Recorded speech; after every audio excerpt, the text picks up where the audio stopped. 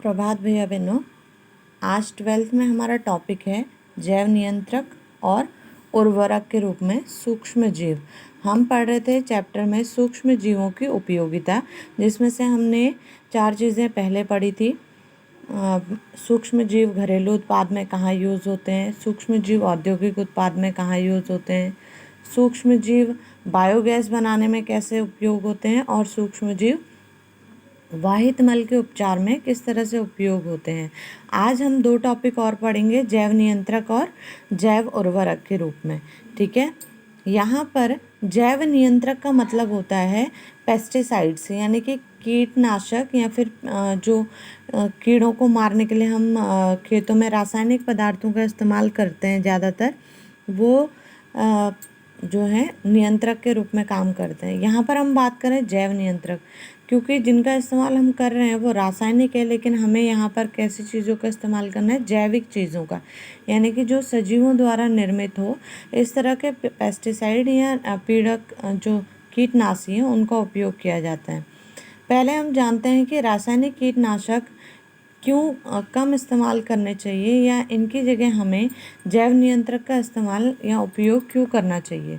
देखो, रासायनिक कीटनाशक जो हैं वो एक तो हमारे पर्यावरण को नुकसान पहुंचाते हैं, हमारे पारितंत्र को असंतुलित करते हैं। जब हम इनका छिड़काव खेतों में करते हैं या फसलों में करते हैं या पेड़ पौधों पर करते हैं, तो जिन्हें मारना चाहिए, जो उस पौधे या फसल के लिए नुकसानदायक कीट या फिर पेस्टिसाइड हैं, वो तो मरते ही हैं, लेकिन उनके साथ साथ कई लाभदायक जीव भी मर जाते हैं।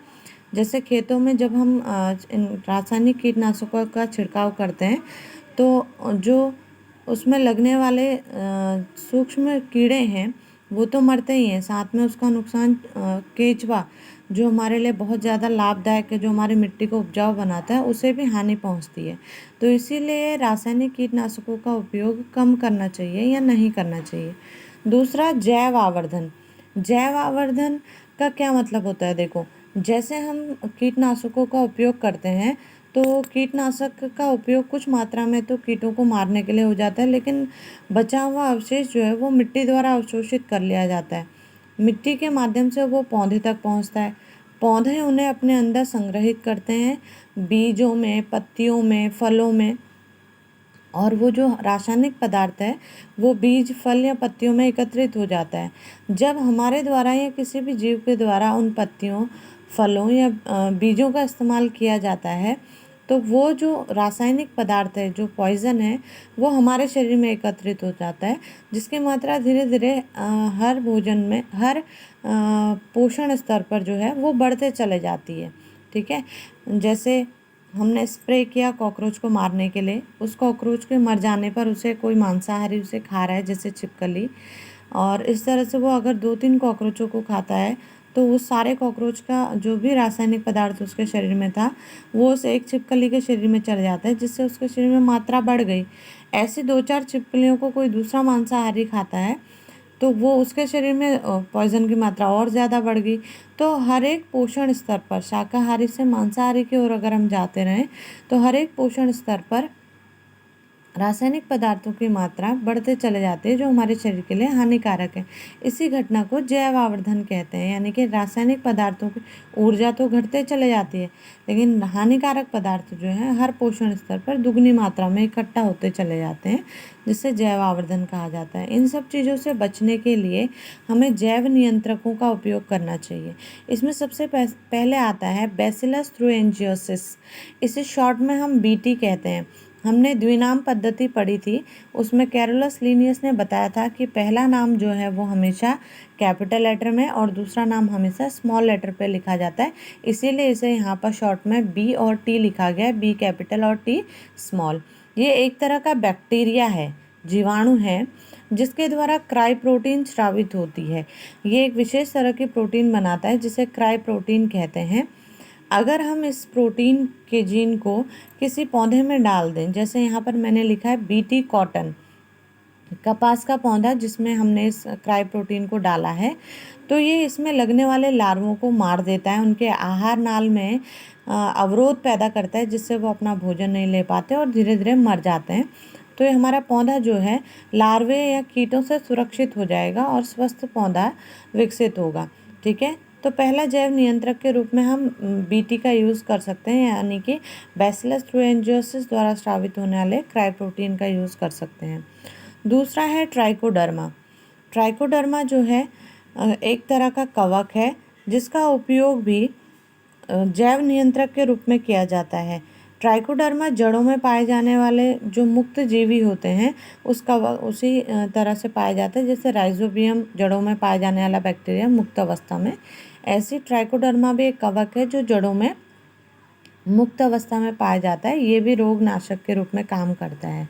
अगला हमारा बैक्यूलोवायरेसिस, ये भी एक तरह का कीटनाशक के रूप में इस्तेमाल किया जाने वाला बैक्टीरिया है जो ऑर्थोपोड यानी कि ऑर्थोपोडा संघ में आने वाले सूक्ष्म कीड़े मकोड़े जो हैं उनको मारने के लिए उपयोग में लाया जाता है।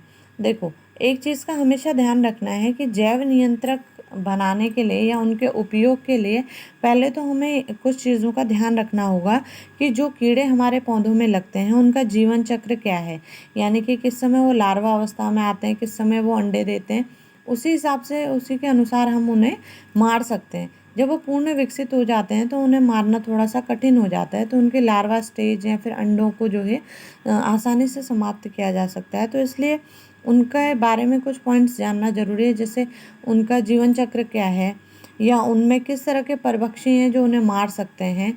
ठीक है, और किस तरह के आवास में वो विकसित होते हैं, यानी कि ज़्यादा मॉइस्चर होना चाहिए या गर्मी होनी चाहिए, जो किस तरह के आवास में वो आसानी से अपने आप को विकसित कर सकते हैं, कैसा वो भोजन ग्रहण करते हैं, इन सब चीज़ों की जानकारी भी होना ज़रूरी है। अगला हमारा जैव उर्वरक।